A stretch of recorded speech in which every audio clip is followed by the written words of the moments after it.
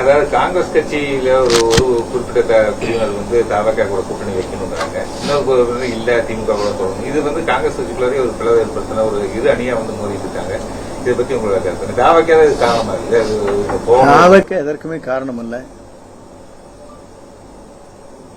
தமாக தலைவருடைய தமிழக வெற்றிக் கழகத்தின் தலைவரை யார் முதலமைச்சர் என்று ஏற்றுக்கொள்கிறார்களோ அவர் வருகின்றவர்களை அன்போடு வரவேற்பு மற்றும் வாழ்த்துக்களும் சொல்வோம்.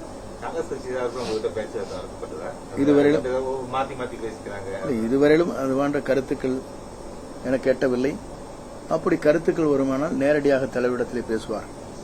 தமிழக அரசு புதிய பென்ஷன் பழைய பென்ஷன் திட்டத்துக்கு அறிவிச்சிருக்காங்க. அதுவும் சாத்தியக்கூடாதுமா இல்ல வெறும் அறிவிப்போட இந்த தேர்தல் வாக்குல அறிவிச்ச மாதிரி இதுவும் அறிவிப்போட அப்படி நின்றுமா? இப்போதுதான் நான் சுற்று பயணத்தை முடித்துவிட்டு அந்த செய்தி மட்டும் காது கட்டியது. முழுமையான விளக்கம் தெரிந்ததற்கு பிறகுதான் அதற்கான விளக்கத்தை தர முடியும். அண்ணா சிலைக்கு மாலை போடுறதுக்கு முடியாம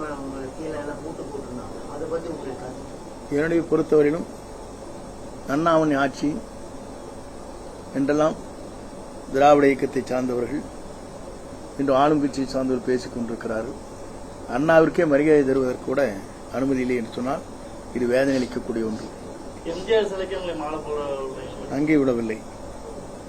வருகின்ற போதே தலைவருடைய சிலைக்கு மாலை என்று கேட்கிற போது அங்கேயும் காவல்துறையை வைத்துக் கொண்டு அனுமதி அளிக்கப்படவில்லை. போதைப் பொருள் சம்பந்தமா முதலமைச்சர் பேசும்போது குழந்தைகளை பெற்றோர்கள் கண்காணிக்க வர்றாங்க. மத்திய அரசு நாட்டுக்குள்ள போதைப் பொருட்கள் வராமல் பாதுகாப்பு இருவேறு விமர்சனம். என்னை பொறுத்தவரையிலும் புதிய ஆட்சி மலர்ந்ததற்கு பிறகு கேட்கின்ற கேள்விகளுக்கு சரியான விளக்கத்தையும் தைரியத்தோடு நின்று அதை தடுக்கின்ற முயற்சியும் மேற்கொள்வார்கள் நம்முடைய தலைவர் அவர்கள். லயோலா கல்லூரி இன்னைக்கு கருத்து கணிப்பு வெளியிட்டு இருக்காங்க. இப்ப அதுல பாத்தீங்கன்னா மீண்டும் முதலமைச்சர் ஸ்டாலின் தான் வருவார் அப்படிங்கிற மாதிரி ஒரு கருத்து கணிப்பு இருக்காங்க. அதை எப்படி பாருங்க? கருத்து கணிப்பை பொறுத்தவரையிலும் ஒவ்வொரு வித்தியாசமான கருத்து கணிப்புகள் வருகிறது. இதே லயோலா காலேஜிலே 2016 இதே கருத்து கணிப்பு தான் கூறப்பட்டது. திராவிட முன்னேற்ற கழகம் வரும் என்று புரட்சித் தலைவர் அம்மா தான் பொறுப்பேற்றார்.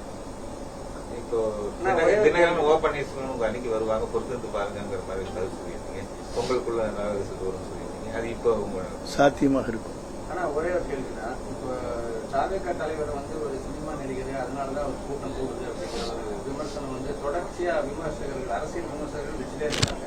அரசியல் அது கேள்வி நீங்க உங்களுடைய ஒரு மூத்த அரசியல் தலைவர், நீங்க பல தலைவர்களை நீங்க உங்களோட அந்த அரசியல் அனுபவத்துல பார்த்துருக்கீங்க. இவருடைய கூட்டமாக இருந்தாலும் சரி, இவருக்கு வரக்கூடிய ஆதரவா இருந்தாலும் சரி, இவரை வெற்றி பெற வைக்கிறதுக்கு எந்த அளவுக்கு சாத்தியம் இருக்குன்னு என்னை பொறுத்தவரையிலும் 72 புரட்சித் தலைவர் இயக்கத்தை துவங்குற போது அன்றைக்கு சொன்னார்கள், இந்த கட்சி 100 நாள் கூட இருக்காது. சினிமா படம் மாதிரி 100 நாள் அல்ல, அவர் உயிருள்ள வரை அவர்தான் தமிழ்நாட்டின் நிரந்தர முதலமைச்சர். 10,000 மைலுக்கு அப்பாலை சிகிச்சை பெறுகிற போது கூட அவர்தான் முதலமைச்சர். பவனி வந்தார். அதே நிலைதான் இன்றைக்கு இருக்கிறது. இன்றைக்கு கூடுதலாக இளைஞர்கள், இளம்பெண்கள், அதேபோல மகளிர், படித்தவர்கள், கல்வியாளர் அத்தனை பேரும் ஒருமனதாக ஏற்றுக்கொள்கிற தலைவராக இன்றைக்கு இருக்கிறார். ஆகவே எந்த தங்கு தடையும் இருப்பதற்கு வாய்ப்பில்லை. மக்களே முன்வந்து வாக்களிக்கிற போது அது யாராலும் தடுத்து நிறுத்த முடியாது. இப்ப கோவில்கள்ல அமைச்சர் சேகர் பாபு நீங்க பாத்துருப்பீங்க, இடையில ஒரு பிரச்சனை பண்ணாங்க. இன்னைக்கு திருப்பி தங்க தமிழ் செல்வனும் அதே மாதிரி ஒரு கோயில்ல ஒரு பிரச்சனையா இருக்கு. இப்ப திமுக பாத்தீங்கன்னா கோவில்களுக்கு எதிரான ஒரு மனநிலைமையில இருக்குன்னு நினைக்கிறீங்களா? சேகர் பாபு தங்க செல்வன் தமிழ் செல்வனத்தையும் கேட்க வேண்டிய கேள்வி. இந்த கேள்வி இருங்க, இந்த கேள்வி சிக்கலான கேள்வி இடத்துல விட்டுவிடக் கூடாது. நாங்கள் ஒன்றை சொன்னால் அவர் 2வது பதிலை சொல்வார்கள். ஆகவே அதற்கு இடமளிக்க கூடாது என்பது என்னுடைய கருத்து. இல்ல பொறுப்புள்ள இல்லைங்க. எப்படின்னா எல்லாருடைய எண்ணங்கள் எப்படி இருக்கும், போற்றுவோர் போற்றட்டும், தூட்டுவோர் தூட்டட்டும் என்று சொல்வதைப் போல யார் எதை சொன்னாலும், இந்த கருத்துக்களை சொன்னாலும் நில்லேன் வென்று காட்டுவேன் என்பதைப் போல வென்று காட்டுவோம். அவ்வளவுதான். நன்றி. கொங்கு மண்டலத்தை பொறுத்த வரைக்கும் எப்படி நினைக்கிறீங்க? கொங்கு மண்டலம் 100க்கு 99% வெற்றி பெறும்.